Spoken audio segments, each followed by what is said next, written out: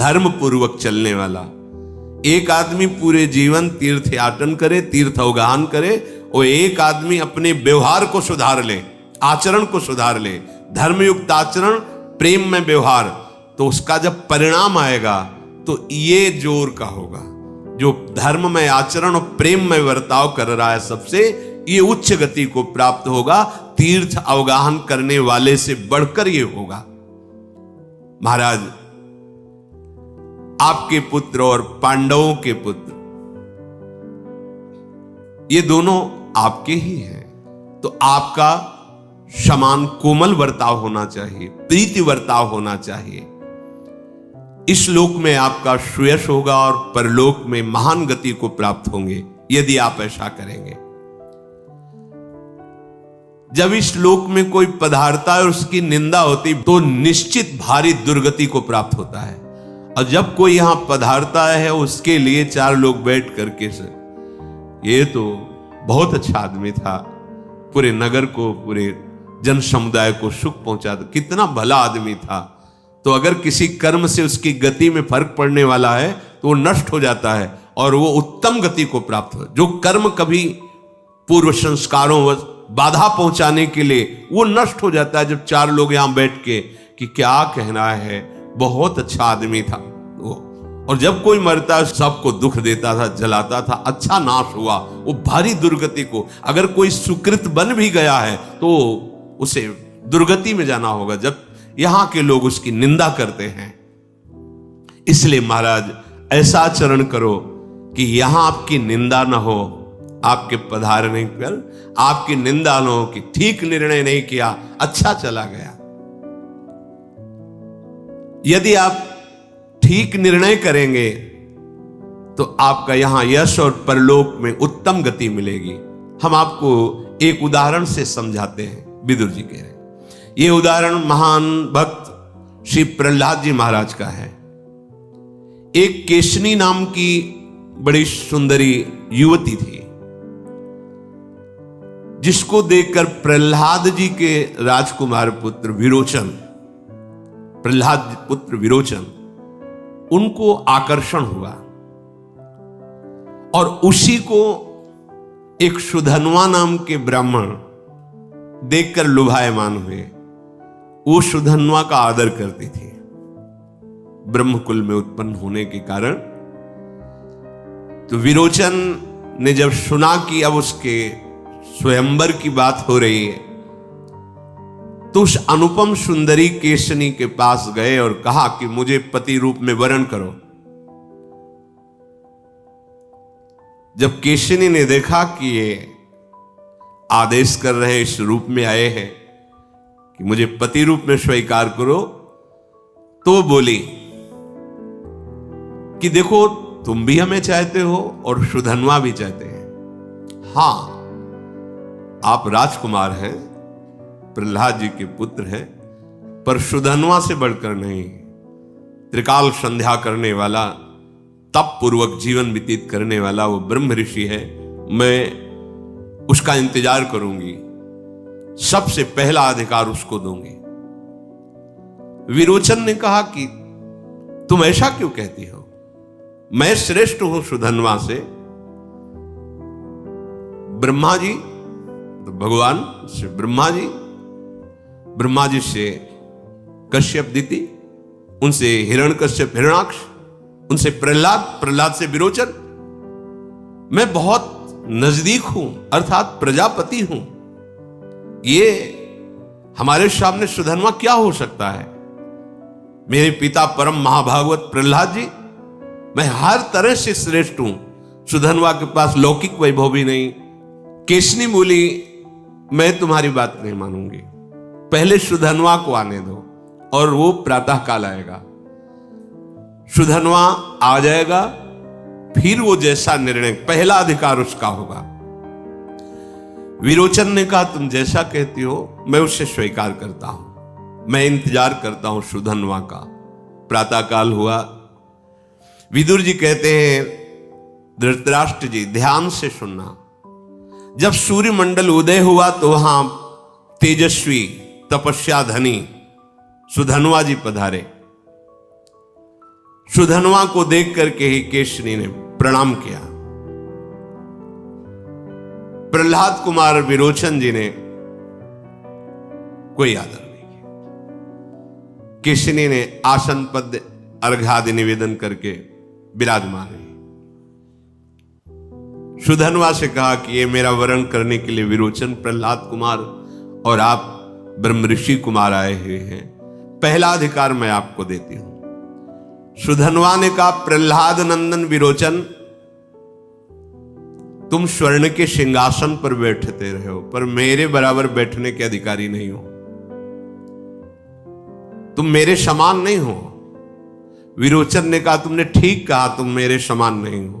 तुम सदैव कुश की चटाई पर बैठते हो या लकड़ी के पीठ पीढ़ा पे बैठते हो, और हमारे लिए उच्च कोटि के आसनों की व्यवस्था। वास्तविक तुम जो कह रहे हो सत्य है, तुम हमारी बराबरी नहीं कर सकते। सुधनवा ने कहा, तुम समझे नहीं। जब मैं तुम्हारे पिता प्रहलाद जी के पास जाता हूं तो आसन से खड़े हो जाते हैं और मुझे सिंहासन पर बैठाल कर मेरे चरण धोते हैं और अर्घपाद्य आदि समर्पित करके मुझे प्रणाम करते हैं। फिर हाथ जोड़कर कहते हैं, आज्ञा कीजिए, क्या सेवा करूं। तुम्हारे पिता प्रहलाद जी हमारे चरणों के नीचे बैठते हैं। अब आप ही बताओ कि तुम श्रेष्ठ हो या मैं श्रेष्ठ हूं। विरोचन बोला, सुधन्मा, तुम्हारे पास न सोना है, न गौ है, न धन है, न वैभव है। मेरे पिता महाभागवत है, राजा है, मैं राजकुमार हूं, और वैसे भी मैं सृष्टि परंपरा में भी श्रेष्ठ हूं। चलो हमसे बाजी लगा लो और किसी धर्मज्ञ पुरुष से पूछो कि कौन श्रेष्ठ है हम दोनों में।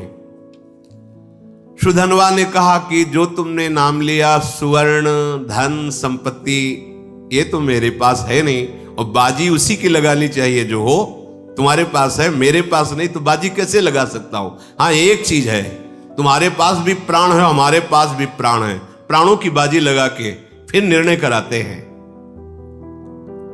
अच्छा, तो चलो हम प्राणों की बाजी लगाते हैं। मैं कहता हूं मैं सर्वश्रेष्ठ हूं, और सुधनवा से कहा, तुम कहते हो सर्व। अगर धर्मात्मा पुरुष ने तुम्हें कह दिया सर्वश्रेष्ठ, मैं अपने प्राण दे दूंगा, और अगर मुझे कह दिया तो मैं आपके प्राण ले लूं। सुधनवा ने कहा, ठीक, प्राणों की बाजी लगा ली। सुधनवा से कहा कि तुम ही जिसको श्रेष्ठ समझते हो उसके पास चलो और निर्णय करा लो। सुधनवा ने कहा, तुम्हारे पिता जैसा धर्मात्मा पुरुष इस समय त्रिभुवन में कोई नहीं। महाभागवत प्रहलाद जी, उन्हीं से निर्णय कराएंगे। ये धृतराष्ट्र जी को सुना रहे कि तुम अपने पुत्रों का पक्ष लेकर धर्मात्मा पांडवों का जो विरोध करते हो, उनका जो दुख का संविधान बनाते रहते हो, कभी जुआ खेल के कभी ऐसे, तो आप समझो तुम्हारी क्या गति होगी। प्राणों की बाजी लगाकर विरोचन और सुधनवा दोनों वहां गए जहां प्रहलाद जी विराजमान थे। दोनों गर्व में भरे हुए हैं। विरोचन, तुम क्या पूछने की चेष्टा कर रहे हो? प्रहलाद जी ने पूछा अपने पुत्र से। तुम तो सुधनवा के साथ लाग डांट रखते थे, आज दोनों मित्र की तरह एक साथ कैसे आए हो? विरोचन ने कहा, पिताश्री, सुधनवा और मेरे में मित्रता नहीं हुई है, पर एक शर्त लग गई है। हम दोनों प्राणों की बाजी लगा करके आए हैं और निर्णय आप करेंगे कि सुधनवा में और हम में श्रेष्ठ कौन है। प्रहलाद जी ने कहा, पहले तो जल लाओ और पात्र लाओ। सुधनवा के चरण पखारेंगे, फिर मधुपर्क अर्पित किया, फिर हाथ जोड़ करके कहा, आपकी जो आज्ञा हो वो आज्ञा करे, मैं आपकी सेवा करूं। सुधनवा बोला, प्रहलाद जी, ये जल मधुपर्क इस समय ये मुझे सुख प्रदान नहीं करेगा। मुझे और कोई वस्तु इस समय, बस ठीक निर्णय कर दो कि ब्रह्म ऋषि बालक श्रेष्ठ है या ये राजकुमार तुम्हारा विरोचन श्रेष्ठ है। पर ध्यान रखना, प्राणों की बाजी लगी हुई है। अगर तुमने सही निर्णय नहीं किया तो धर्म है तुम्हारे सामने, और सही निर्णय किया तो फिर पुत्र तुम्हारा प्राण रहित हो जाएगा। मतिमान इस विवाद में ठीक ठीक उत्तर का निर्णय आपको ही नहीं, आपके ऊपर पूरा भार है। प्रहलाद जी ने कहा, सुधन्वा, तुम्हारे जो पिता हैं वो हमसे श्रेष्ठ है, उनका नाम अंगिरा ऋषि है। तुम्हारी जो माता है उस विरोचन की माता से श्रेष्ठ हैं।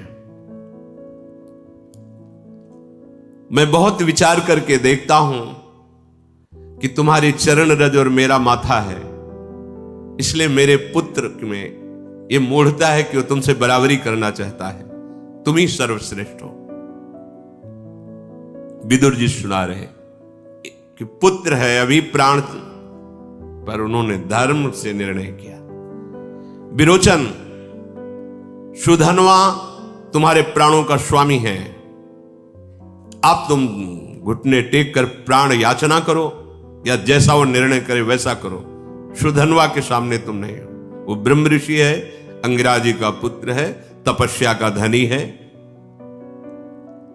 सुधन्वा जी प्रसन्न हुए और कहा, धन्य हैं आप जो आपने सत्य और धर्म का निर्णय किया, इसलिए मैं बहुत प्रसन्न हूं और तुम्हारे पुत्र को जीवन दान देता हूं। विदुर जी कहते, इसलिए राजेंद्र, पृथ्वी के लिए आप झूठ बोले, छल कपट किए, अपने पुत्रों का समर्थन किया, तो आप एक शब्द याद कर लो, आपने धर्म का त्याग किया है, इसलिए आपके पुत्र मंत्रियों सहित विनाश के मुख में जाएंगे। जब किसी की बुरी दशा आने होती है उसकी बुद्धि आप जैसी भ्रष्ट हो जाती है जैसे आपकी हुई है। जब किसी का परम मंगल होना होता है तो उसकी बुद्धि सत्संग में लगा दी जाती है, उसका मन धर्म से चलने लगता है, उसकी सारी अभीष्ट सिद्धियां उसको प्राप्त हो जाती हैं। और जिसका बुरा समय आना होता है वो कुमार्गगामी हो जाता है, गंदे आचरण करने लगता है, धर्म विरुद्ध हो जाता है। महाराज, ये जो सर्वनाश के लक्षण हैं ये मुझे दिखाई दे रहे हैं। मद्यपानम कलहम पूगवैरम भार्यापत्योरंतरम ज्ञाति भेदम राजद्विष्टम स्त्री पुंसयोर विवादम वर्ज्यान्याहुश्च पंथाः प्रदुष्टाः। ये मदिरा पीना, कलह करना, बलवान के साथ बैर ठान लेना, पति पत्नी में भेद करके पत्नी का उपभोग करना, किसी अन्य दंपति के बीच में वैर विरोध करके पत्नी को अपने पक्ष में कर सहवास करना, परिवार में संपत्ति के लिए एक दूसरे को पराजित करने की चेष्टा करना, इस तरह के जो द्वेष पूर्वक अधर्म पूर्वक आचरण है जिसके जीवन में है, त्याग दे, नहीं तो निश्चित वो नाश को प्राप्त हो जाएगा। महाराज, सुप्रग्रहिणो व्रात्यः कीनाश्चात्म वानपि रक्षेत युक्तश्च यो हिंसात् सर्वे ब्रह्म हवि क्षमा। ऐसे लोगों को महान दंड दिया जाता है, नरक में भी और यहां इस लोक में भी, और उनको ब्रह्म हत्या लगती है। जो घर में आग लगा देते हैं किसी के, ऐसे उद्दंड प्रकृति के लोग होते हैं कि जैसे किसी की फसल कटी हुई रखी है, अब वो अनाज निकालेगा, लगा दिया कि फसल ही ना जाए, घर है आग लगा दिया। अगर इस तरह से जो आग लगाने वाला पुरुष है, उस जैसे ब्रह्म हत्या करने वाले के पीछे ब्रह्म हत्या लग जाती है, उसका नाश कर देती है, ऐसे ही जो दूसरों के घर में आग लगाता है, किसी को विश्वास देकर उसे जहर खिला देता है और दूसरे की कमाई को धोखा देकर हड़प लेता है, जो दूसरे की चुगली करता है, जो अपने मित्र से द्रोह कर लेता है, जो परस्त्री संभोग करता है, जो गर्भस्थ शिशु की हत्या कर देता है, जो गुरु स्त्री गामी है, जो पवित्र कुल में प्रकट होकर शराब पीता है, मांस खाता है, और जो बहुत गंदे वचन बोलता है, हर समय कौवे की तरह काए काए करता रहता है, जो नास्तिक है, जो शास्त्रों के विपरीत आचरण करता है, वो चाहे जितना वर्तमान में धनी हो, शक्तिमान हो, वो निश्चित नष्ट हो जाता है, क्योंकि उसके पीछे ब्रह्म हत्या की तरह शक्तियां लगती हैं और उसका नाश कर देती है। महाराज, जैसे जलती हुई आग में तपने से स्वर्ण की चमक बढ़ती है, ऐसे धर्मात्मा पुरुष जब कष्टपूर्वक धर्म से चलता है तो उसका तेज बढ़ता है, उसका तप बढ़ता है, उसके सुख की वृद्धि होती है, आर्थिक समस्याओं से वो ऊपर उठ जाता है, वो धैर्यवान पुरुष भय शोक रहित हो जाता है। इसलिए महाराज, आप धर्म से चलने वाले, कष्ट सहने वाले पांडवों का जो आप ये भाव रखते हैं कि इनको राज्य ना मिले तो आप समझो आपकी क्या गति होगी। महाराज, जैसे बुढ़ापा सुंदर रूप का नाश कर देता है, जैसे भोगों की आशा धैर्य का नाश कर देती है, मृत्यु प्राणों का नाश कर देती है, दूसरों के गुणों में जो दोष देखकर निंदा करते हैं उनके सारे पुण्य नष्ट हो जाते हैं। जैसे क्रोधी पुरुष कभी लक्ष्मीवान नहीं बन सकता, जैसे नीच आचरण करने वाला कभी संत स्वभाव धारण नहीं कर सकता, जैसे कामी पुरुष कभी लज्जा धारण नहीं कर सकता, ऐसे ही ये आचरण करने वालों का सब सुख नष्ट हो जाता है, लोक परलोक सबका। ये अभिमान पूर्वक आप निर्णय करना बंद कीजिए, विदुर जी कह रहे। महाराज, जो सदैव तपस्या, सत्य बोलना, क्षमा, दया और निर्लोभता पूर्वक सदाचरण करता रहता है, उसे कोई दुख परास्त नहीं कर सकता। दंभी पुरुष 4 को दंभ में ले सकता है, लेकिन इन 4 को नहीं। यज्ञ, अध्ययन, दान और तपस्या, इसका तो दंभ कर सकते हो, लेकिन सत्य, क्षमा, दया और निर्लोभता ये सच्चे हृदय में होती है। ये 8 महान सुख के मार्ग हैं। यज्ञों में जप यज्ञ मैं हूं, अर्थात भगवान नाम जप करते, शास्त्रों का स्वाध्याय करते हुए, जो अपने पास है उससे दूसरों को सुख पहुंचाते हुए, और जो धर्म में चलने से कष्ट मिलता है उसको सहते हुए, सत्य बोलना, सत्य आचरण करना, सत्य चिंतन करना, किए हुए अपराध से अपराधी को क्षमा कर देना, जो हमारे साथ अपराध किया उस अपराधी को क्षमा करना, दूसरों को सुख पहुंचाने की भावना रखना, कोई लोभ न रखना, ये महाभागवतिक पुरुष के लक्षण हैं। जो महाभागवत जन है उनमें ये लक्षण होते हैं। महाराज, जो जीवन की पहली अवस्था में जो काम करने आए हैं उसमें लग जाते हैं, वो पूरा जीवन सुखपूर्वक व्यतीत करते हैं। पूर्वे वयसि तत्कुर्याद येन वृद्धा सुखम वसेत, यावत जीवेन तत्कुर्याद येन प्रेत सुखम वसेत। हमारा जीवन भगवत प्राप्ति के लिए है। जो बाल्यावस्था से भगवत कृपा से भजन में लग जाते हैं, उनका ये जीवन पूरा महामोद में प्रकट होता है, महामोद में, आनंद में जीवन होता है। इसका मतलब ये नहीं कि शरीर स्वस्थ रहता है, कोई रोग नहीं होता है, बड़ा सब, ऐसा नहीं है। ये मोद हृदय का विषय है। हृदय में हृदयाराध्य के चिंतन के प्रभाव से समस्त द्वंद्वों पर विजय प्राप्त कर ली। ब्रह्मभूता प्रसन्नात्मा, हर समय अखंड प्रसन्नता, जो बाल्यावस्था से भजन में लगते हैं।